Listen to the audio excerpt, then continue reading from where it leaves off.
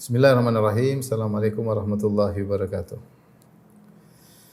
Alhamdulillahi ala ihsani wa syukru lahu ala taufiqihi wa amtinani wa asyhadu an la ilaha illallah wahdahu la syarika lahu ta'ziman li sya'ni wa asyhadu anna Muhammadan abduhu wa rasuluhu da'ila ridwani. Allahumma shalli alaihi wa ala alihi wa ashabihi wa ikhwani. Kita lanjutkan para pemirsa yang dirahmati Allah Subhanahu wa taala kajian kita dari Kitabud Da'awat dari Sahih Al-Bukhari. Pada 3 pertemuan sebelumnya kita telah membahas tentang salawat kepada Nabi sallallahu alaihi wasallam dan hukum-hukum terkait dengannya. Nah, pada kesempatan ini kita lanjutkan bab ke-33, babun hal yusalla ala ghairi Nabi sallallahu alaihi wasallam. Bab bolehkah kita bersalawat kepada selain Nabi sallallahu alaihi wasallam? Kalau salat kepada Nabi jelas, namun pertanyaannya bolehkah kita bersalawat kepada selain Nabi sallallahu alaihi wasallam? Ya. Di sini Al-Imam Al-Bukhari membawakan firman Allah Subhanahu wa taala, wa qaulullahi ta'ala, dan firman Allah Subhanahu wa taala, wa shalli alaihim inna salataka sakanun lahum, dan berdoalah untuk mereka. Itu shalli alaihim maksudnya berdoalah untuk mereka. Inna salataka sakanun lahum, sungguhnya salawatmu atau doamu kepada mereka adalah ketentraman bagi mereka. Ayat ini dimulai dengan khudz min amwalihim shadaqatan tutahhiruhum wa tuzakkihim biha wa shalli alaihim. Ambillah zakat dari mereka, shadaqatan itu zakat, tutahhiruhum, yang zakat tersebut akan mensucikan mereka, wa tuzakkihim biha, dan membersihkan mereka dan mensucikan mereka, wa shalli alaihim, dan bersalawatlah kepada mereka. Inna salataka sakanun lahum, sungguhnya salawatmu kepada mereka akan menjadi ketentraman bagi mereka. Itu Nabi disuruh berdoa. Kalau ada yang bayar zakat, Rasulullah SAW disuruh berdoa. Kemudian Al-Imam Al-Bukhari membawakan hadis. Beliau berkata rahimahullah ta'ala, qala haddatsana Sulaiman ibnu Harbin qala haddatsana Syu'bah an Amr bin Murrah an ibni Abi Aufa qala kana idza ata rajulun Nabiy sallallahu alaihi wasallam bi sadaqatihi qala Allahumma shalli alaihi. Adalah kebiasaan Nabi kalau ada orang datang membawa zakat, membayarkan zakat kepada Nabi, maka Nabi berkata Allahumma shalli alaihi. Itu Nabi bersalawat kepada dia. Nabi berkata Allahumma shalli alaihi. Nabi mengamalkan firman Allah karena Allah memerintahkan khudz min amwalihim shadaqatan tutahhiruhum wa tuzakkihim biha wa shalli alaihim. Kata Allah, ambillah zakat dari mereka, yang zakat tersebut akan mensucikan mereka, membersihkan mereka. Wa shalli alaihim, dan bersalawatlah kepada mereka. Maka Nabi terapkan ayat tersebut. Kalau Nabi terima zakat, Nabi bersalawat kepada orang yang bayar zakat dengan berkata Allahumma shalli alaihi. Maksudnya adalah, ya Allah, ighfir lahu warhamhu, ya Allah, ampuni dia dan rahmati dia. Itu maksudnya shalli alaihi. Fa'atahu abi bisadaqatihi. Kemudian ayahku datang, yaitu Abu Aufa, membawa zakatnya kepada Nabi sallallahu alaihi wasallam. Maka Rasulullah SAW memuliakan Abu Aufa dengan berkata, Allahumma salli ala ali Abi Aufa. Allahumma salli ala ali Abu Aufa. Rasulullah berkata, ya Allah, bersalawatlah kepada keluarga Abi Aufa. Kalau orang-orang lain, Rasulullah hanya mengatakan Allahumma salli alaihi. Ya Allah, rahmatilah dia dan ampunilah dia. Tapi kalau Abu Aufa, Rasulullah SAW tambah ada al. Itu ya Allah, rahmatilah dan ampunilah keluarga Abu Aufa. Ini menunjukkan Nabi memberi perhatian khusus kepada Abu Aufa.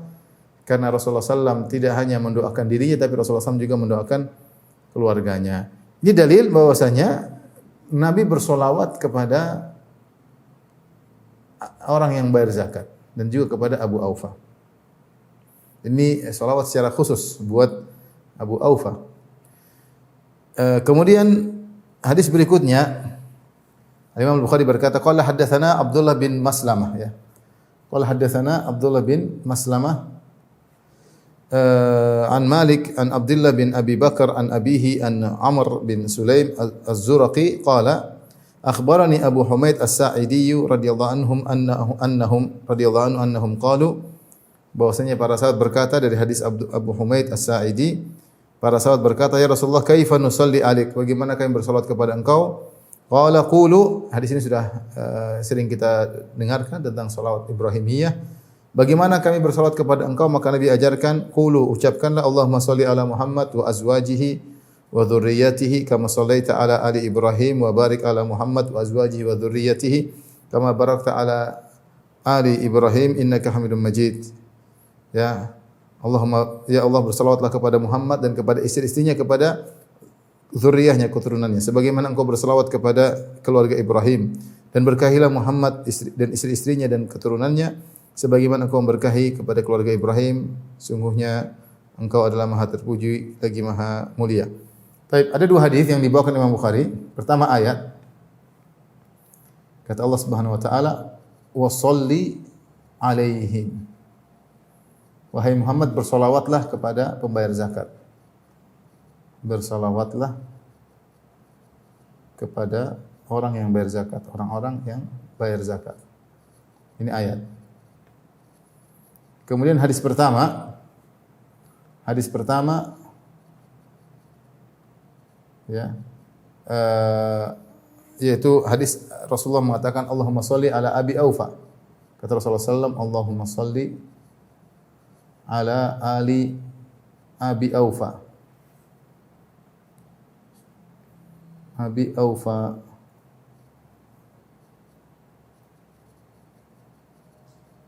Ya Allah, bersalawatlah kepada keluarga Ali Abu Aufa. Hadis kedua, di sini Rasulullah mengatakan Allahumma shalli, di sini aja. Hadis kedua, Allahumma shalli ala Muhammad, Allahumma shalli ala Muhammad wa azwajihi wa dzurriyyatihi. Baik. Pada ayat menunjukkan boleh bersalawat kepada selain Nabi sallallahu alaihi wasallam. Ayat menunjukkan kita boleh bersalawat kepada selain Nabi, bahkan Nabi bersalawat kepada orang yang bayar zakat. Makanya dianjurkan ketika ada orang yang bayar zakat kita doakan, ya. Kemudian hadis pertama juga demikian. Ini secara istiqlal, independen. Secara bersendirian. Atau istiqlal atau independen, ya. Maksudnya Rasulullah langsung mengatakan Allahumma sholli ala Abi Aufa, langsung. Ya Allah, salawatlah kepada keluarga Abu Aufa. Abu Aufa. Hadis yang kedua, ini adalah salawat secara mengikuti. Salawat secara mengikuti. Mengikuti salawat kepada Nabi. Maksudnya bagaimana? Maksudnya begini. Allahumma sholli ala Muhammad. Ini jelas boleh. Yang selanjutnya wa azwajihi wa dzurriyyatihi, ini bukan Nabi, tapi disolawati karena ngikuti Nabi, tapi disolawati karena ikut Nabi. Jadi seakan-akan Imam Bukhari menjelaskan, karena ini masalah khilaf tentang masalah. Bolehkah kita bersalawat kepada selain Nabi sallallahu alaihi wasallam? Bolehkah kita bersalawat kepada selain Nabi sallallahu alaihi wasallam? Maka saya jelaskan ini ada beberapa pendapat. Pendapat pertama boleh, khilaf. Pendapat pertama boleh. Kita boleh bersalawat kepada selain Nabi sallallahu alaihi wasallam karena salawat artinya mendoakan rahmat dan ampunan. Maka tidak boleh kita melarang bersalawat untuk siapapun. Jadi boleh kita bersalawat, kita Allahumma sholli ala Abi Aufa. Ya, dan ini pendapat Zuhair, pendapat Imam Bukhari. Kita mengatakan Allahumma sholli alaik, Allahumma sholli ala fulan, bukan hanya kepada Nabi sallallahu alaihi wasallam. Ini pendapat pertama. Ya. Pendapat kedua, tidak boleh bersalawat kecuali hanya untuk Nabi. Ini pendapat kedua. Salawat hanya khusus untuk Nabi sallallahu alaihi wasallam, tidak boleh seorang bersalawat kepada selain Rasulullah sallallahu alaihi wasallam. Salawat adalah khusus buat Nabi. Jadi salawat khusus buat Nabi. Ini pendapat kedua. Pendapat ketiga, tidak boleh jika bersendirian. Bersendirian tidak boleh. Allahumma sholli alaihi, enggak boleh. Tetapi kalau tabaan, ngikutin boleh. Seperti tadi, Allahumma sholli ala Muhammad wa ala ali, Allahumma sholli ala Muhammad wa azwajihi wa dzurriyyatihi. Azwajihi wa dzurriyyatihi. Ya Allah, bersalawatlah kepada Muhammad, kepada istri-istrinya, kepada anak-anaknya. Sehingga kalau kita mengatakan Allahumma sholli ala Muhammad, kemudian kita sebutkan dan juga kepada para sahabat, kepada tabi'in boleh, karena itu mengikuti. Tapi langsung ya Allah, Allahumma sholli ala Abi Bakar, maka tidak boleh. Hanya boleh kalau mengikuti, tidak bersendirian. Ini pendapat banyak ulama, di antaranya Syekhul Islam Taimiyah, dan ini pendapat yang cukup kuat. Dalilnya adalah la taj'alu du'a rasuli ka du'ai ba'dihim ka du'ai ba'dikum ba'dha, ya. Jangan kalian menyebut Rasulullah SAW seperti menyebut yang lainnya. Rasulullah SAW harus spesial. Adapun kalau mengikuti boleh seperti assalamu alaina wa ala ibadillahi salihin. Assalamu alaina wa ala ibadillahi salihin. Salam kepada kami dan kepada hamba-hamba yang saleh. Ini khilaf disebut oleh Ibnu Hajar rahimahullahu taala tentang hukum bersalawat kepada selain Nabi sallallahu alaihi wasallam. Wallahu alam bisawab. Imam Bukhari seakan-akan menguatkan pendapat pertama dengan dalil-dalilnya. Allah berkata sholli alaihim, bersalawatlah kepada orang yang bayar zakat. Dalilnya juga Rasulullah berkata Allahumma sholli ala Abi Aufa. Demikian juga secara sendirian maupun secara ngikut Allahumma sholli ala Muhammad wa azwaji wa dzurriyyati, ini ngikut, tidak langsung. Ini ngikut ya. Dan dirajikan oleh Syekh Utsaimin rahimahullahu taala dalam syarah Sahih Bukhari bahwasanya kita boleh bersalawat kepada seseorang jika ada sebabnya. Jika ada sebabnya, misalnya dia bayar zakat atau kita mendoakan, kita bilang Allahumma sholli alaik. Allahumma sholli alaik. Boleh. Itu ya artinya ya Allah ampunilah engkau, ya Allah ampunilah engkau dan rahmatilah engkau ya. Ya, maksudnya demikian. Allahumma sholli alaihi, yaitu Allah ampunilah dia. Allahumma sholli alaihi ya, yaitu ya Allah ampunilah dia dan rahmatilah. Mohon maaf. Allahumma sholli alaihi maksudnya ya Allah ampunilah dia, rahmatilah dia ya. Itu maksudnya. Ketika ada orang yang membayar zakat misalnya. Tetapi tidak boleh dijadikan sebagai suatu syiar. Tapi tidak boleh dijadikan. Tidak juga selalu kita mengatakan Allahumma sholli ala Abu Bakar, enggak. Yang selalu adalah Allahumma sholli ala Muhammad. Terkadang kita mendoakan Abu Bakar boleh. Terkadang kita mendoakan orang lain boleh. Tetapi tidak boleh menjadi syiar. Karena sudah tahu bahwasanya sallallahu alaihi wasallam adalah syiarnya Nabi Muhammad sallallahu alaihi wasallam. Oleh karenanya yang kita selalu menjadikan sallallahu alaihi wasallam itu Rasulullah sallallahu alaihi wasallam. Selain Nabi maka tidak boleh jadi syiar. Tapi kita boleh sesekali mendoakan seseorang secara bahasa, kita boleh mendoakan dia karena itu adalah doa ya. Tidak sebagaimana orang-orang Syiah yang menjadikan sebagian syiar-syiar yang tidak pantas hanya kepada selain Nabi untuk selain Nabi ya. Seperti mereka mengatakan Ali alaihi salam. Padahal itu kita tahu alaihi salam secara bahasa memang boleh, kita boleh mengucapkan salam kepada siapapun, tapi menjadi syiar alaihi salam itu khusus untuk para nabi. Untuk para nabi ya. Apalagi kita mengatakan Ali sallallahu alaihi wasallam enggak boleh. Sallallahu alaihi wasallam khusus syiarnya Nabi Muhammad sallallahu alaihi wasallam. Ya. Kita boleh mengucapkan pada orang assalamualaikum, boleh atau tidak? Boleh. Doakan. Tapi menjadi syiar si fulan alaihi salam enggak boleh kecuali itu nabi. Maka mendoakan salam atau salawat kepada seseorang boleh sesekali, tapi tidak dijadikan syiar. Setiap menyebutnya kita bilang sallallahu alaihi wasallam karena syiar itu hanya khusus buat Nabi sallallahu alaihi wasallam. Demikian juga alaihi salam tidak boleh jadikan syiar kecuali untuk Nabi sallallahu alaihi wasallam. Tidak boleh kita berlebih-lebihan sebagaimana orang Rafidhah, kalau mereka menyebut Ali mereka mengatakan alaihi salam, kalau mereka menyebut Fatimah mereka mengatakan alaihas salam, Husain mereka bilang alaihi salam, Hasan mereka bilang alaihi salam. Enggak, itu syiarnya para nabi. Nanti kalau alaihi salam pada semuanya secara bahasa memang boleh. Kalau saya bilang Pak Agus alaihi salam, boleh enggak? Itu doa, ya Allah berilah keselamatan kepada Pak Agus. Sebagaimana kalau kita ketemu orang kita bilang assalamualaikum wa alaikumussalam, boleh. Tetapi menjadi syiar tidak boleh kecuali kepada untuk para anbiya. Wallahu alam bissawab. Ini pembahasan yang disebut oleh Ibnu Hajar rahimahullahu taala. Bab berikutnya. Bab qauli Nabi sallallahu alaihi wasallam man adaituhu faj'alhu lahu zakatan wa rahmatan. Bab tentang sabda Nabi sallallahu alaihi wasallam, siapa yang aku sakiti dia atau aku ganggu dia, ya Allah jadikanlah gangguanku tersebut sebagai pensucinya dan rahmat baginya. Sebagai pensucinya dan rahmat baginya. Ini Nabi ingin menjelaskan terkadang Nabi sallallahu alaihi wasallam berlebihan dalam menghukum seseorang, sehingga Nabi SAW terkadang mencelanya atau mencacinya atau melaknatnya.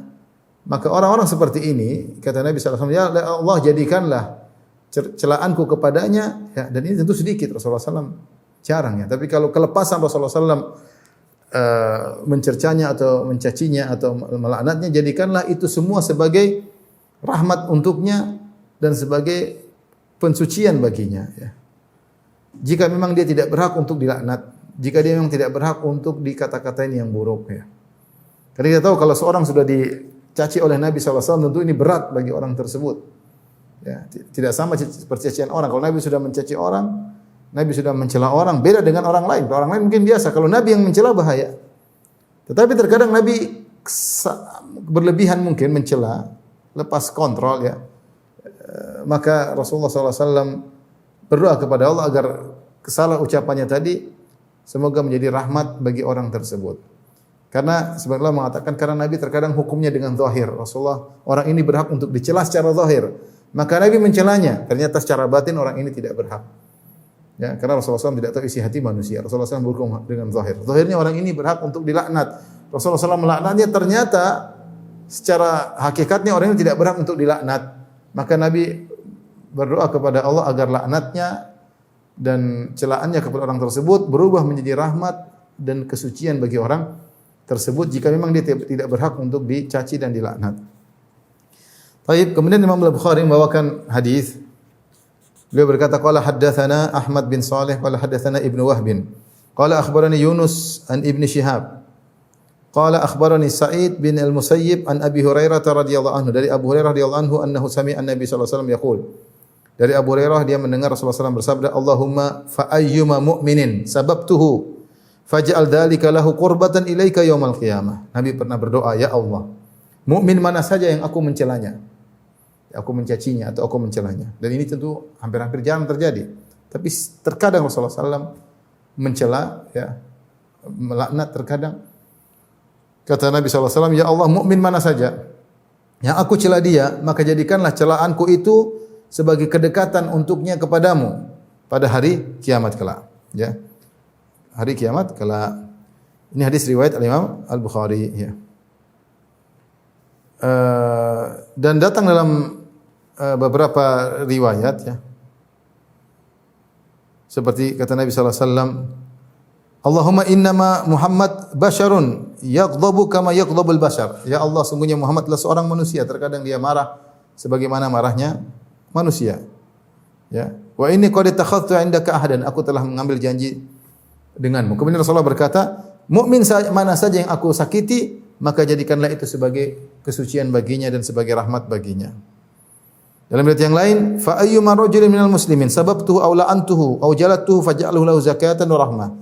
Siapapun muslim yang aku mencelanya, atau aku melaknatnya atau aku mencambuknya, jadikanlah itu sebagai kesucian baginya dan rahmat baginya.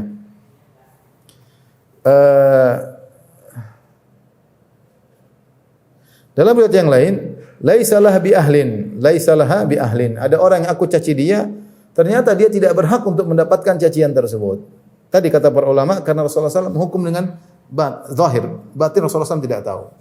Ya, dalam satu hadis Rasulullah mengatakan, innakum takhtasimuna ilayya, fala'alla ba'dakum alhana bi hujjatihi min ba'din. Sungguhnya kalian berhukum di hadapanku. Bisa jadi sebagian kalian lebih pandai berbicara daripada yang lainnya, maka aku menangkan dia. Padahal dia salah, tapi dia pandai ngomong. Karena Rasulullah SAW hukum dengan apa? Dengan zahir.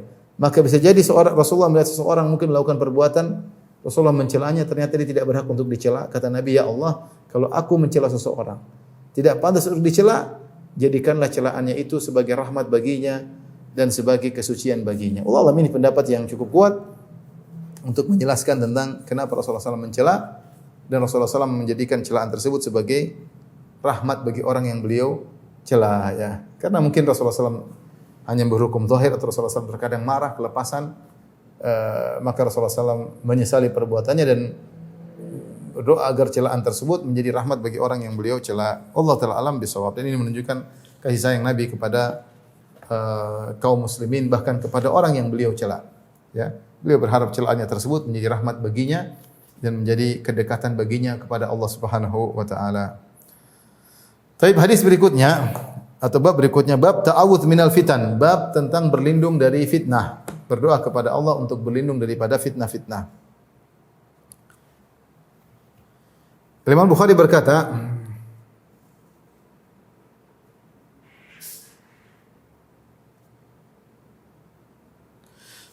qala haddatsana Hafs bin Umar qala hadatsana Hisham bin Qatadah an Anas radhiyallahu anhu. Sa'alu Rasulullah sallallahu hatta ahfahu al-mas'alah. Dari Anas bin Malik beliau bercerita, suatu hari orang-orang pada bertanya kepada Nabi sallallahu alaihi wasallam, bertanya sampai mereka ahfahu yaitu ilhah, bertanya terus-menerus kepada Nabi sallallahu alaihi wasallam. Dan mungkin pertanyaan-pertanyaan tidak begitu penting. Pertanyaan-pertanyaan yang mungkin bisa kalau dijawab beri mudarat kepada mereka. Karena mereka terlalu sering bertanya kepada Nabi, maka Rasulullah SAW pun marah. Faghadiba fasa'id al-mimbar. Rasulullah SAW pun marah, kemudian beliau naik di atas mimbar. Faqala. Kemudian Rasulullah SAW seakan-akan jengkel, kemudian beliau menantang. Kata beliau, la tas'aluni al-yawma an syai'in illa bayantuhu lakum. Di atas mimbar ini, kata Nabi, tidak ada kalian bertanya kepadaku hari ini tentang suatu kecuali aku akan jelaskan jawabannya.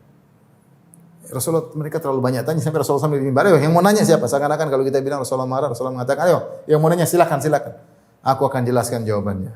Tentu ucapan ini Rasulullah lagi marah. Karena disebut oleh Anas faghadiba, Rasulullah SAW marah. Orang terlalu banyak tanya. Kata Anas bin Malik radhiyallahu anhu, "Faja'altu anzuru yaminan wa shimalan fa idza kullu rajulin lafun ra'sahu fi thawbihi yabki." Aku melihat ke kanan ke kiri sebagian sahabat, seluruh sahabat mereka tahu Rasulullah SAW sedang marah.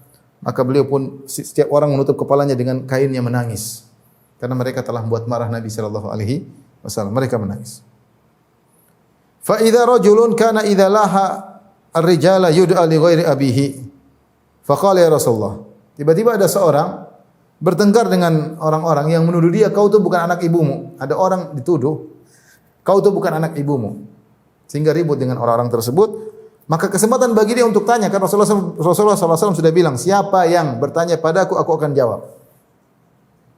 Sampai ada yang bertanya kepada Rasulullah SAW, ya Rasulullah, man abi, siapa ayahku? Siapa ayahku? Maka Rasulullah SAW berkata, Hudzafah, ayahmu adalah Hudzafah. Yang bertanya namanya Ibnu Hudzafah ya, Abdullah bin Hudzafah. Jadi ada sahabat namanya Abdullah bin Hudzafah, dia dituduh bukan anak ibu, bukan anak bapaknya. Ya, itu seakan-akan ibunya berzina. Maka dia jengkel, ini kesempatan bagi saya untuk menghilangkan tuduhan tersebut. Mumpung Nabi berkata, siapa yang bertanya akan aku jawab. Maka dia bertanya kepada Nabi, ambil kesempatan padahal Nabi lagi marah. Maka dia mengatakan, man abi, siapa ayahku? Wahai Rasulullah. Kata Rasulullah, ayahmu Hudzafah. Artinya kau benar-benar anaknya Hudzafah. Anaknya Hudzafah, ya.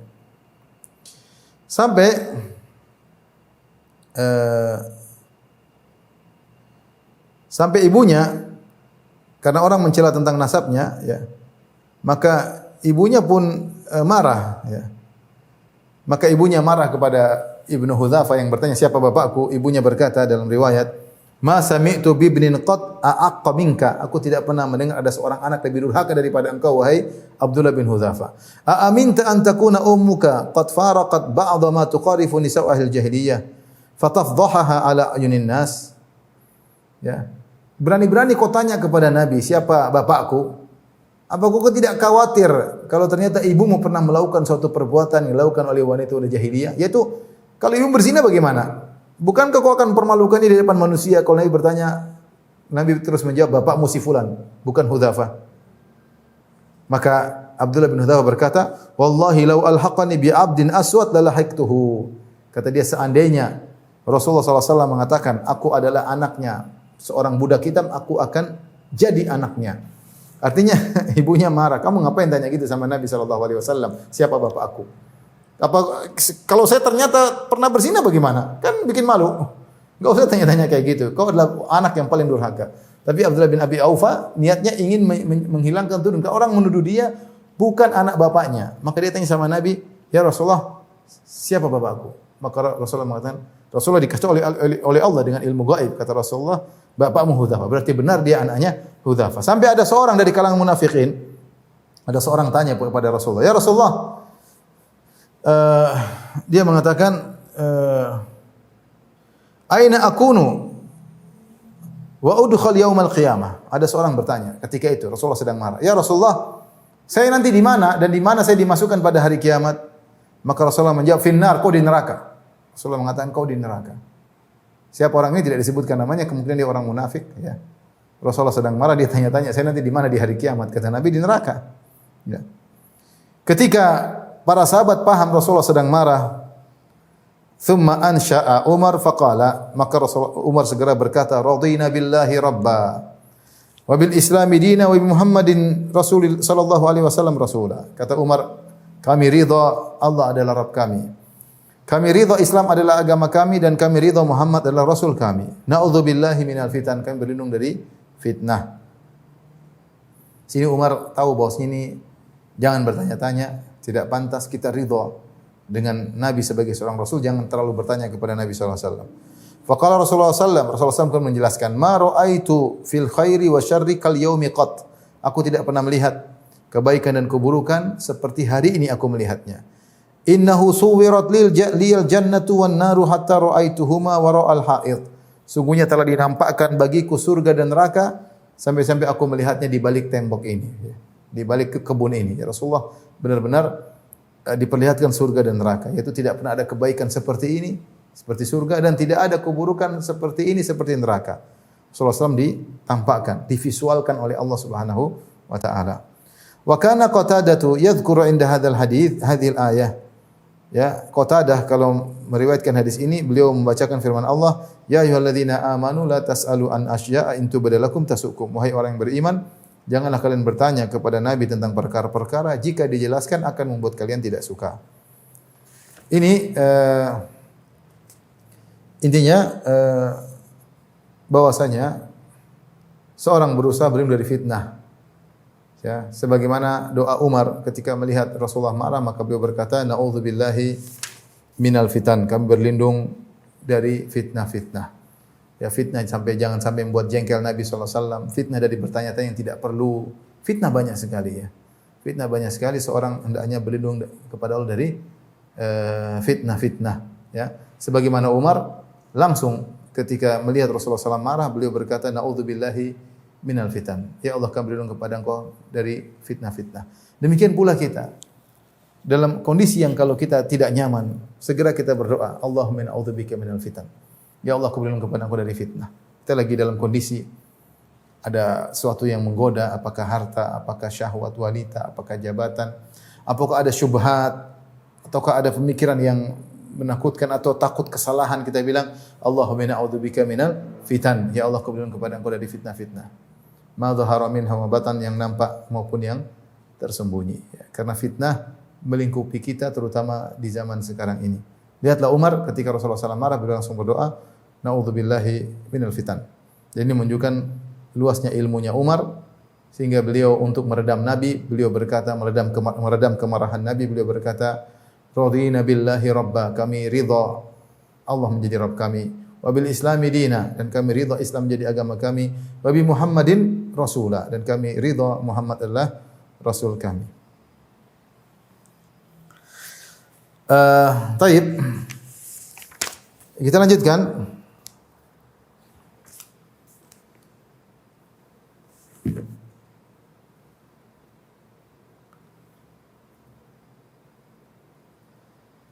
Ikhwan dan akhwat yang dirahmati Allah Subhanahu wa taala, ini perlu kita ingatkan tentang masalah fitnah. Kita hidup di zaman penuh dengan fitnah. Saya sering sampaikan secara umum fitnah terbagi menjadi dua, fitnah syahwat dan fitnah syubhat. Fitnah syubhat terkait dengan pemikiran yang merusak akidah kita, merusak agama kita, merusak keyakinan kita, dan sekarang sangatlah banyak. Pemikiran ateis, pemikiran liberalis, ya. Pemikiran pluralis, pemikiran filsafat-filsafat yang merusak akidah kita banyak tersebar, ya. Syubhat-syubhat yang dihembuskan oleh banyak orang di media banyak sekali, yang membutuhkan kita untuk berlindung dari fitnah syubhat. Demikian juga fitnah syahwat. Syahwat, baik syahwat wanita, betapa banyak syahwat wanita yang menggoda. Demikian juga syahwat popularitas, betapa banyak orang sibuk dengan popularitas, terfitnah. Dia ingin setiap hari dia jadi bahan pembicaraan. Dia ingin setiap hari dia menjadi pusat perhatian. Melakukan hal-hal yang sehingga dia menjadi pusat perhatian. Jadi buah bibir dia senang, dia bahagia kalau seperti ini. Fitnah popularitas, ya. Fitnah ketenaran. Dan itu fitnah menimpa saja, ya. Menimpa siapa saja. Menimpa orang-orang kaya, menimpa bahkan para dai, bisa menimpa siapa saja. Bangga kalau dia jadi pusat pembicaraan, bangga kalau jadi buah bibir, bangga kalau viral, bangga fitnah popularitas. Bisa menimpa siapa saja ya. Lihat orang melakukan hal yang aneh-aneh supaya apa? Supaya jadi populer, supaya viral. Ya. Senang dia kalau viral dia sudah senang. Fitnah. Ya. Kemudian fitnah jabatan, ya. Fitnah jabatan orang bertarung menghina sana menghina sini demi untuk meraih jabatan. Ini fitnah yang luar biasa. Ya. Kita harus berlindung dari semua fitnah tersebut. Ya, kita berdoa kepada Allah dengan sungguh-sungguh, Allahumma inna na'udzubika minal fitan ma dhahara minha wa ma batan. Ya Allah, kami berlindung kepada Engkau dari fitnah yang nampak maupun tersembunyi. Dan jangan lupakan doakan anak-anak kita. Kita doain anak-anak kita, Allahumma ya Allah lindungilah anakku ya. Allahumma a'idhu minal fitan, ya Allah lindungilah anakku dari fitnah-fitnah yang nampak maupun tersembunyi. Anak-anak kita di depan mereka banyak fitnah. Anak kita masih SD, masih SMP, masih SMA, kuliah. Di depan mereka fitnah yang begitu hebat ya. Begitu hebat. Dan banyak di antara mereka yang akhirnya terfitnah. Apalagi zaman sekarang, fitnah wanita jangan pernah diremehkan. Jangan pernah membuka celah untuk fitnah wanita. Ya, Rasulullah SAW mengatakan, ma taraktu ba'di fitnatan adharra 'ala rijal minan nisa. Aku tidak pernah meninggalkan fitnah yang lebih bahaya bagi laki-laki daripada fitnah wanita. Rasulullah SAW berkata, wattaqud dunya wattaqun nisa. Takutlah kalian kepada dunia, waspadalah terhadap dunia, waspadalah terhadap wanita. Fa inna awwala fitnati bani Israil kanat fin nisa. Fitnah pertama kali menimpa Bani Israel, fitnah pertama kali menimpa Bani Israel adalah fitnah wanita. Kemudian berkembang kepada fitnah-fitnah yang lainnya. Maka laki-laki waspada, jangan membuka celah untuk fitnah wanita yang bisa merusak hati, merusak agama, merusak akidah. Tentunya wanita juga hati-hati dengan fitnah lelaki. Jangan buka celah untuk membangun relasi-relasi yang haram yang tidak diperbolehkan. Seorang waspada bermuamalah dengan medsos, fitnah begitu banyak tersebar, syubhat maupun syahwat. Ya, seorang fokus saja belajar agama yang benar. Yang ragu-ragu tinggalkan. Da' ma yaribuk ila ma yaribuk. Tinggalkan yang meragukan kepada yang tidak meragukan. Kalau ada sesuatu yang meragukan, tidak usah didengar. Hati kita lemah. Kalau syubhat sudah masuk, terkadang susah untuk kita hilangkan syubhat tersebut ya. Jadilah seorang ragu dalam kehidupannya, ragu dalam akidahnya, ragu dalam keyakinannya, ragu dalam ibadahnya. Terlalu banyak dengar syubhat. Sementara pondasi dia sangat rapuh. Lain halnya kalau misalnya para dai, para asatidzah yang sudah banyak belajar, mereka justru mencari syubhat untuk membantahnya. Tetapi kalau orang-orang awam seperti kita yang sibuk dengan pekerjaan, tidak usah dengar syubhat. Alhamdulillah kita mencari ketentraman, mencari ketenangan. Ya. Kita mencari agama yang benar, maka jangan biarkan kita terbuka untuk syubhat dan demikian juga jangan terbiarkan untuk syahwat. Kalau sudah di hadapan kita, maka segera kita berdoa, Allahumma inna na'udzubika minal fitan. Perbanyak doa tersebut. Allahumma inna na'udzubika minal fitan ma dhahara minha wa batan. Doakan istri, doain anak-anak. Fitnah luar biasa, fitnah syahwat, fitnah syubhat luar biasa. Taib, kita lanjutkan bab at-ta'awudz min ghalabatir rijal. Bab tentang berlindung dari dikuasai oleh para lelaki. Dikuasai oleh para lelaki. Maksudnya ini bukan doa buat perempuan, enggak, tapi siapa saja. Lelaki juga berdoa agar dia tidak dikuasai oleh laki-laki yang zalim, dikuasai ya, dihina, direndahkan oleh mereka. Al-Imam Al-Bukhari berkata,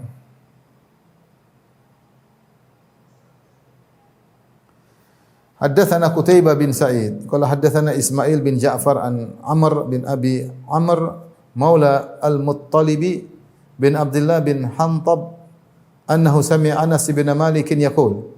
Anas bin Malik radhiyallahu anhu berkata, qala Rasulullah SAW di Abi Talhah. Rasulullah SAW berkata kepada Abu Talhah, iltamis lana gulaman min gilmanikum yakhdumuni. Carilah untukku seorang remaja dari remaja-remaja kalian atau anak-anak kalian agar berkhidmat kepadaku. Agar berkhidmat kepadaku, itu melayaniku selama perjalanan. Karena Rasulullah SAW ingin pergi ke Khaybar. Fa kharaja bi Abu Talhah yurdifuni wara'ahu. Maka Abu Talhah pun keluar membawaku dan dia memboncengku di belakangnya, di belakang Abu Talhah. Kita tahu Abu Talhah adalah bapak tiri Anas bin Malik. Anas bin Malik punya ibu namanya Ummu Sulaim. Ummu Sulaim radhiyallahu anha ketika Rasulullah SAW datang ke kota Madinah, maka beliau membawa putranya Anas bin Malik. Dia mengatakan, ya Rasulullah, ini anakku yakhdumuka, ambillah dia akan menjadi pembantumu. Maka sejak Nabi datang di kota Madinah, pembantunya adalah Anas bin Malik radhiyallahu anhu sampai 9 tahun atau 10 tahun. Maka Anas pernah berkata, "Laqad khadamtu Rasulullah sallallahu alaihi wasallam 9 sinin aw 10 sinin." Aku pernah menjadi pembantu Nabi 9 tahun atau 10 tahun dan aku tidak pernah mendengar Rasulullah SAW berkata kepada suatu yang aku tinggalkan, "Halla fa'alta kadza?" Kenapa kau tidak melakukannya? Dan Rasulullah tidak pernah berkata kepada perkara yang aku lakukan, "Halla taraktahu?" Kenapa kau tidak tinggalkan? Rasulullah SAW sangat baik bahkan kepada pembantunya Anas bin Malik. Nah, Anas bin Malik selalu membantu Nabi SAW dalam kegiatan Nabi selama di Madinah. Nah, sekali ini Rasulullah SAW ingin bersafar. Rasulullah SAW juga cari pembantu, mungkin pembantu khusus yang bisa membantu Nabi selama safar. Maka Rasulullah SAW menyuruh Abu Talha. Nah, Ummu Sulaim ini, bapaknya Anas meninggal dalam kondisi kafir. Anas bin Malik meninggal dalam kondisi kafir. Kemudian Ummu Sulaim menikah dengan Abu Talha. Yaitu Ummu Sulaim mengatakan, "Wahai Abu Talha, kalau ingin menikah denganku maka masuklah Islam." Akhirnya Abu Talha menikah dengan Ummu Sulaim, maharnya adalah masuk Islam. Jadilah Abu Talha adalah bapak tiri Anas bin Malik radhiyallahu taala anhu. Suatu hari Rasulullah SAW ingin pergi ke Khaybar berperang melawan orang Yahudi. Rasulullah SAW membutuhkan pembantu, maka Rasulullah SAW menyuruh Abu Talha untuk cari pembantu. Ternyata Abu Talha mengambil Anas bin Malik, pembantu Nabi yang biasanya ketika sedang tidak safar. Dia pun membonceng Anas bin Malik. Anas bin Malik semangat membantu Nabi SAW. Anas bin Malik namanya Abu Hamzah, dikenal dengan khadimu Rasulullah, pembantu Rasulullah sallallahu alaihi wasallam. Ternyata bapak tirinya yang gonceng dia masih kecil. Maka setelah itu jadilah Anas bin Malik pembantu Nabi. Ternyata Anas bin Malik diberi kemuliaan oleh Allah menjadi pembantu Nabi ketika sedang tidak safar dan ketika sedang safar. Anas bin Malik berkata radhiyallahu anhu, "Fa kuntu akhdumu Rasulullah sallallahu alaihi wasallam kullama nazal." Aku menjadi pembantu Nabi sallallahu alaihi wasallam setiap Nabi singgah. Perjalanan dari Madinah menuju Khaybar sekitar 300 km. Sekitar 300 kilometer ke arah utara. Dan tentu butuh singgah, kemudian jalan lagi, singgah lagi. Setiap Nabi singgah, maka aku membantunya. Kata Anas bin Malik, "Fa kuntu asma'uhu yukthiru an yaqul." Maka aku mendengar beliau sering sekali berdoa, "Allahumma inni a'udzubika minal hammi wal hazan wal ajzi wal kasri wal bukhli wal jubni wa dhala'ad daini wa ghalabatir rijal." Ya Allah, aku berlindung kepada Engkau dari kesedihan, dari kegelisahan dan kesedihan, dari kemalasan dan ketidakmampuan, dari pelit dan penakut, dan dari beratnya hutang dan dikuasai oleh para lelaki. Saya bacakan dulu hadisnya. Falam azal akhdumuhu hatta aqbalna min Khaybar. Aku terus membantunya, dan Rasulullah SAW perang di Khaybar cukup lama karena harus melawan 9 benteng. Ditaklukkan benteng-benteng tersebut, akhirnya Yahudi Khaybar tidak berkutik. Akhirnya mereka tunduk kepada aturan Rasulullah SAW. Sampai akhirnya kami pulang dari Khaybar, meninggalkan Khaybar menuju kota Madinah. Wa aqbala bi Safiyati binti Huyai qad hazaha. Ternyata Rasulullah SAW ketika pulang bawa Safiyah. Rasulullah SAW menikah dengan Safiyah. Safiyah waktu itu baru menikah, kalau enggak salah namanya Kinana ibnu Abil Huqaiq ya.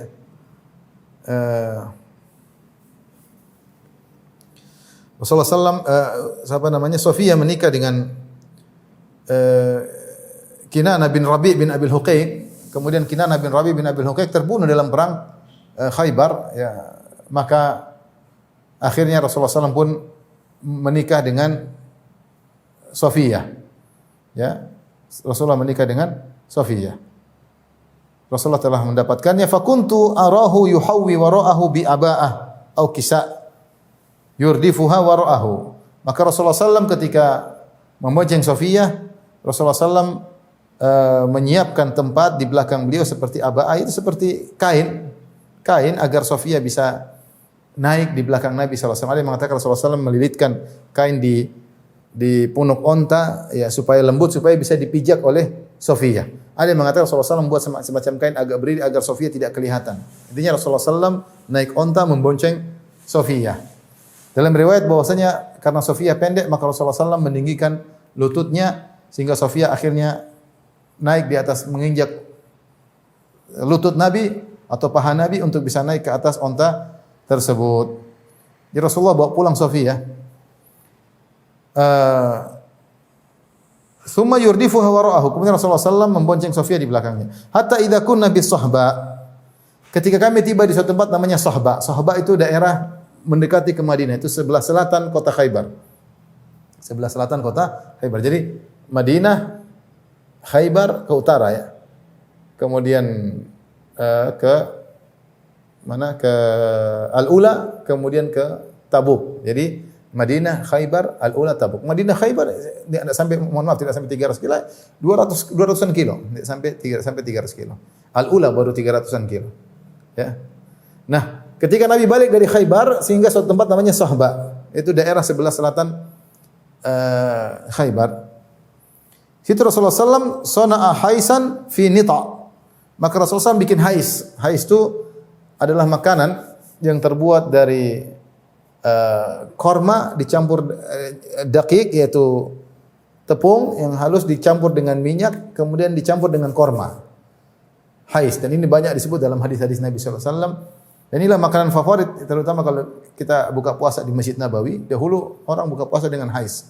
Namun sekarang sepertinya dilarang karena hais itu kalau jatuh ke karpet sulit dihilangkan ya. Sering jatuh di karpet sulit untuk dihilangkan. Maka sekarang kalau kita buka puasa Senin Kemis atau puasa Ramadan sudah tidak ada hais lagi. Tapi dulu zaman saya awal-awal kuliah, hais selalu ada. Hampir banyak sufrah tempat buka puasa ada hais. Maka Rasulullah SAW membuat hais fi nitaq, itu di nitaq sufrah, semacam suatu terpal untuk diletakkan makanan. Tsumma arsalani fada'autu rijalan faakalu. Ternyata ini walimah untuk Sofia. Walimah untuk Sofia. Walimahnya cuma hais, tidak pakai onta, tidak pakai kambing, tidak pakai roti. Cuma tepung dicampur dengan korma, dicampur dengan minyak. Yang penting ada walimah. Yang seadanya ketika itu cuma itu. Rasulullah tidak tunda-tunda lagi walimah di perjalanan walimah. Karena Rasulullah SAW ingin menggauli Sofia radhiyallahu taala anha, ya. Maka fa arsalani fada'tu rijalan faakalu. Rasulullah suruh Anas panggil orang-orang untuk makan.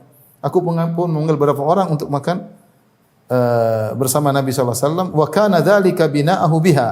Itulah walimah yang kemudian Rasulullah SAW akhirnya menggauli Sofia di tengah perjalanan ketika singgah di Sahba. Tsumma aqbala hatta badalahu Uhudun. Akhirnya ketika sampai di Gunung Uhud, sampai di Madinah, lihatlah dari kejauhan terlihatlah Gunung Uhud. Maka Rasulullah SAW berkomentar kepada Gunung Uhud, kata Rasulullah SAW, "Hadza jabalun yuhibbuna wa nuhibbuhu." Ini adalah gunung yang mencintai kami dan kami pun mencintainya. Kata Rasulullah SAW, ini gunung mencintai kami, kamu mencintainya.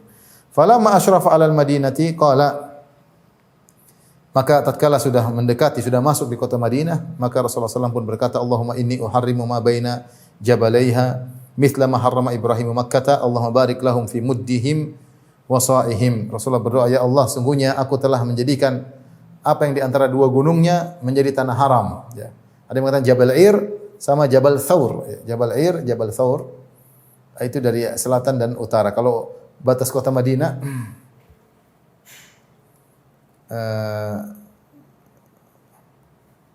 Madinah ada utara, selatan, timur, barat. Ya. Kalau batas utara namanya Jabal Thawr. Jabal Thawr terletak di mana? Di belakang Jabal Uhud. Jabal Uhud. Siapa yang dulu sempat pergi ke Madinah kemudian menuju ke Jabal Magnet atau Al-Mantiqatul Baydha yang orang kenal dengan Jabal Magnet, Medan Magnet, dia akan melihat di setelah Jabal Uhud, silsilah Jabal Uhud, kemudian ada satu gunung kecil namanya Jabal Thawr. Di situ dipasang pelang batas akhir kota Madinah, batas tanah haram. Al-Haram ends here, ya, maksudnya selesai di situ. Kemudian di sebelah selatan Jabal Ir. Jabal Al-Ir. Ini gunung di sekitar Bir Ali. Di sekitar Dzul Hulaifah, orang bilang mengatakan Bir Ali, yaitu Sumur Ali. Abyar Ali, ya, atau Dzul Hulaifah. Nah, kota Madinah, tanah haramnya ada batasannya. Dari sini namanya tanah haram dari utara. Ini semua tanah haram.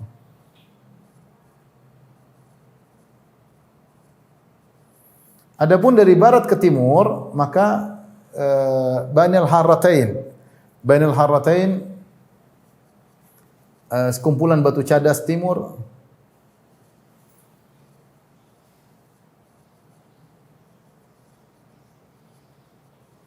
Kemudian kumpulan batu cadas di barat.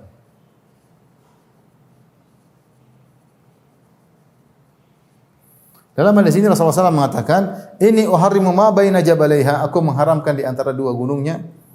Mithla ma harrama Ibrahim Makkah, sebagaimana Ibrahim mengharamkan kota Mekah. Jadi tanah haram Mekah, tanah haram Madinah ada batasannya jelas. Kemudian Rasulullah SAW mendoakan, "Allahumma barik lahum fi muddihim." Ya Allah, berilah berkah kepada mud dan sa'. Ya, orang Madinah kalau jual beli mereka menggunakan mud, takaran mud atau takaran sa'. Mud itu kira-kira segini. Satu sa' 4 begini, 4 mud. Arba'atu amdad, satu sa' arba'atu amdad, ya. Jadi itu mereka dulu menggunakan dengan volume, ya, jual beli dengan volume.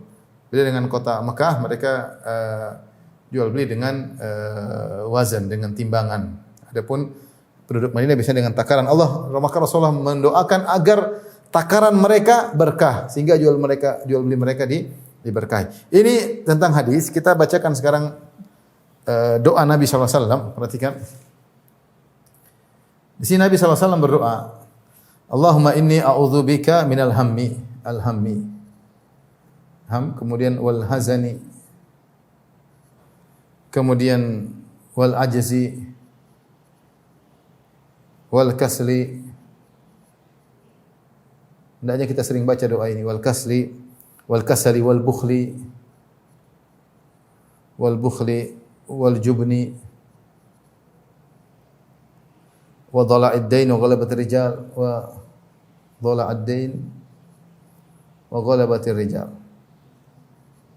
Dalam riwayat wa qahrir rijal. Alham maknanya adalah kekhawatiran di masa depan, kekhawatiran tentang hari esok, kejadian di hari esok. Namanya hari apa? Ham. Mikir gimana besok, gimana rezeki, gimana anak-anak, gimana perusahaan, gimana putri saya. Ini namanya ham. Besok cari rezeki, besok makan apa, besok acara gimana, duit belum ada. Ini namanya ham. Orang-orang yang orang-orang yang misalnya tugas S2, S3 di Madinah, sibuk gimana nulis, selesaikan disertasi, cukup enggak waktunya menyelesaikan tesis, cukup enggak waktunya, hamur risalah, itu mikir. Jadi banyak sering kita mengalami ham, mikir masa depan, jadi pikiran gelisah. Ya, jadi gelisah ya. Sampai enggak bisa tidur kadang-kadang. Namanya alham. Ya, makanya ada yang bilang semuanya yang paling kuat adalah manusia bisa memadamkan api, manusia bisa, tapi manusia kalah dengan ngantuk. Manusia udah ngantuk nggak bisa, ngantuk lebih kuat daripada manusia. Tapi ngantuk kalah dengan ham. Kalau udah ham nggak bisa tidur. Jadi yang paling kuat ham, ini paling parah ham. Maka orang udah kena ham pusing deh, gelisah, sedih pikiran. Nggak punya duit, mau nikah gimana? Besok sudah lamaran duitnya nggak ada, pusing. Ya. Al-hazan, kesedihan tentang masa lalu. Tentang masa lalu. Masa lalu yang sudah lewat tapi terngiang-ngiang dalam telinga, dalam hati, buat kita bersedih. Kematian keluarga, kecelakaan yang terjadi, kerugian yang terjadi, perkelahian yang sudah terjadi, ini terbawa-bawa dalam kehidupan, buat orang sedih ya. Ini kita jauhi ya. Kita boleh sedih tapi jangan berlarut-larut. Oleh karena sebagian ibu-ibu ketika anaknya meninggal kemudian dia taruh boneka di depan rumahnya, dia taruh di depan tempat tidurnya, fotonya, ini salah. Membuat dia bersedih tiada henti-hentinya. Ini suatu kesalahan. Ya. Padahal kita tidak boleh sedih berlarut-larut karena sedih yang berlarut-larut membuat kita terhalangi dari banyak kemaslahatan. Al-ajaz yaitu ketidakmampuan. Ketidakmampuan ya. Ketidakmampuan. Enggak mampu, mau begini enggak mampu, mau anu enggak mampu. Kondisi tidak mungkin. Mungkin harta tidak cukup atau kondisi sakit sehingga tidak bisa. Ya. Mau haji ternyata duit tidak ada ya. Atau duit sudah ada tapi sedang sakit, namanya al-ajaz, tidak mampu. Ini juga kita berlindung agar kita bisa beribadah dengan baik. Al-kasal yaitu kemalasan, mampu tapi tidak mau. Kemalasan, mampu tapi tidak punya azimah. mampu secara fisik, tapi tidak punya tekad, tapi tidak punya azimah, tekad. Ini yang paling berbahaya ini. Kebanyakan kita mampu baca Quran, mampu bersedekah, mampu, cuma malas. Salat malam mampu, cuma malas. Baca Quran 1 halaman, 2 halaman mampu. Siapa tidak, mata masih bisa, tangan masih bisa bergerak, cuma malas. Bangun salat tahajud mampu, cuma malas. Salat witir, salat duha mampu, malas. Pergi ke rumah orang tua untuk silaturahmi mampu. Duit ada, mobil ada, malas. Ini bahaya. Ini buat orang malas untuk beribadah, sementara umur dia semakin habis dan kematian bisa datang dengan tiba-tiba. Wal bukhl, pelit, ini juga buruk ya. Pelit. Ini penyakit yang buruk, pelit ya. Ketika Rasulullah SAW bertanya kepada Banu Salim kalau tidak salah, Banu Salimah, siapa pimpinan kalian? Maka mereka mengatakan, kamilah Jad bin Qais, hanya saja dia seorang bakhil. Kata Rasulullah, tidak pantas orang bakhil menjadi pemimpin. Bakhil adalah akhlak yang buruk ya. Orang bakhil ini menyiksa dirinya sendiri dan menyiksa orang sekitarnya. Istrinya tersiksa karena dia bakhil, anak-anaknya tersiksa karena dia bakhil. Mau jalan-jalan enggak beli apa-apa, mau segalanya alasannya hemat padahal pelit. Yang tersiksa bukan dirinya sendiri, istrinya tersiksa, anak-anaknya tersiksa. Susah mau makan ini nanti aja, hemat, pelit. Terkadang dia pelit pada dirinya sendiri. Sampai ada orang kasus dia mau berobat, dia bilang situ mahal, saya berobat yang murah aja, hanya mati. Padahal di duitnya dia pelit sama dirinya, akhirnya meninggal dunia. Ini kejadian. Dia disuruh berobat sana bagus, dia bilang waduh mahal sekali. Mahal sekali bukan berarti uangnya. Kalau uangnya enggak ada enggak apa-apa, ini uangnya ada. Akhirnya dia milih berobat ke tempat yang mungkin kurang bagus, akhirnya meninggal dunia. Qadarullah. Yang paling berbahaya orang pelit pada dirinya sendiri. Ya, makanya hati-hati, pelit ini penyakit buruk, kita berlindung darinya. Kata Allah Subhanahu wa taala, "Wa may yabkhal fa inna ma yabkhal an nafsihi." Siapa yang pelit, maka dia pelit pada dirinya sendiri. Kenapa? Dia rugi kalau dia bersedekah, dia punya aset banyak di akhirat. Kalau dia pelit, dia enggak punya aset di akhirat. Dia simpan uang, kemudian dia meninggal dunia, uangnya tidak ada, asetnya di akhirat, tidak tersisa di akhirat sama sekali. Wal jubn, yaitu penakut. Penakut ini menghalangi orang dari berjihad, menghalangi dari amar ma'ruf nahi munkar, menghalangi orang dari menyampaikan kebenaran. Dia takut ribut sama orang itu, takut mau sampaikan, takut padahal dia bisa menyampaikan. Akhirnya kemungkaran terjadi. Enggak enak mau tegur, enggak enak, pekewu ini kadang-kadang bagian dari penakut. Sehingga akhirnya tidak terjadi nahi munkar. Ada orang salah, kalau kita datang baik-baik, kita bukan mau ngomong-ngomongin dia, kita mau datang ngomong baik-baik. Ya akhi, subhanallah begini, saya datang kau begini. Insya Allah dari hati ke hati masuk. Cuma takut berhadapan dengan dia, takut diomelin, takut ini gimana? Penakut ini menghalangi dari banyak kebaikan. Ya, takut. Mau sedekah takut miskin. Saya pelit juga ya. Jadi takut ya. Mau nasihati istri takut ya. Mau nasihati kakak takut. Seperti itu. Dhala'ud-dain, yaitu ada yang mengatakan dari kata mala itu membuat dia beban, thiqalud-dain, beratnya hutang. Ya. Seorang berusaha untuk hidup tanpa hutang semampunya. Kalau dia punya hutang segera lunasi. Kata Rasulullah SAW, la tukhifu anfusakum ba'da amniha. Jangan kalian membuat diri kalian menjadi dalam kondisi khawatir setelah tadinya tentram, yaitu dain, berhutang. Hutang boleh. Rasulullah juga pernah berhutang. Makanya Allah sebut tentang ayat hutang. Hutang itu boleh kalau ada keperluan. Ada keperluan mendesak, kita ingin sesuatu yang primer, maka kebutuhan primer kita berhutang. Tapi kalau enggak, cuma tersier. Cuma ini sudah mobil, sudah oke, pengen beli bagus lagi, hutang lagi. Kalau punya uang enggak ada masalah. Sehingga hidup di atas hutang itu membuat seorang menderita. Ya. Menderita di dunia, dikejar-kejar orang. Akhirnya apalagi di akhirat, dikejar-kejar untuk bayar hutang, dia harus bayar dengan pahalanya. Maka seorang kalau bisa hidup tanpa hutang terbaik. Subhanallah, sebagian orang tadi tidak punya adab dalam membayar hutang. Kalau ada orang beri hutangan kepada kita, itu orang baik, apalagi zaman sekarang, orang semua tahan uang. Tahu-tahu ada orang baik hutangin kita, itu orang itu baik sekali. Maka kalau kita lagi punya uang segera bayar, jangan tunda-tunda. Namun penyakit manusia, dia punya utang sama orang, kalau punya uang dia beli ini, beli nanti aja. Akhirnya utang tersebut tidak terbayar. Ini orang seperti ini tercela. Sampai saya baru cerita yang tadi kemarin. Iya kemarin. Kata Ustaz, saya ada orang punya utang sama saya. Enggak banyak 100 juta. Dia haji lagi. Saya bisa tegur, kamu bayar utang dulu baru haji. Dia bilang enggak, dia haji dulu. Gimana? Enggak boleh. Enak aja haji di atas utang orang. Orang sebenarnya kadang-kadang enggak tahu cara berpikir gimana. Haji kalau enggak mampu enggak wajib. Utang harus, kalau punya mampu harus bayar ya. Ya. Akhirnya kalau utang berat sudah susah ya. Terlilit utang.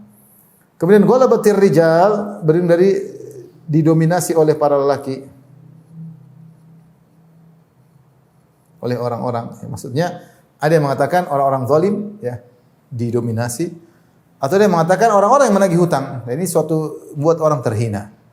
Ditagih orang, diketuk pintu, orang menunggu, itu sesuatu yang membuat dia terhina. Maka dia berlindung jangan sampai dia didominasi oleh para lelaki gara-gara hutangnya. Atau jangan sampai didominasi oleh orang-orang karena mereka ingin menzaliminya. Banyak orang yang menzalimi tapi Allah melindunginya. Ini doa yang sering dibaca oleh Nabi sallallahu alaihi wasallam ketika di Khaybar, ketika beliau hendak perang melawan orang Yahudi, beliau sering membaca doa ini. Kata Anas, aku sering mendengar Rasulullah SAW baca doa ini. Ini maksud dari bab ini. Intinya Anas menceritakan bagaimana sederhananya Nabi SAW menikah dengan Safiyah, kemudian Rasulullah SAW memuliakan Safiyah. Rasulullah SAW buat walimah sederhana, ya, yang penting ada kemuliaan kepada Safiyah. Rasulullah SAW pulang ke kota Madinah. Allah alam bisawab, demikian saja para dokter yang rahmati Allah Subhanahu wa taala. Insyaallah kita lanjutkan pada kesempatan yang lain. Wabillahi taufiq wal hidayah. Assalamualaikum warahmatullahi wabarakatuh.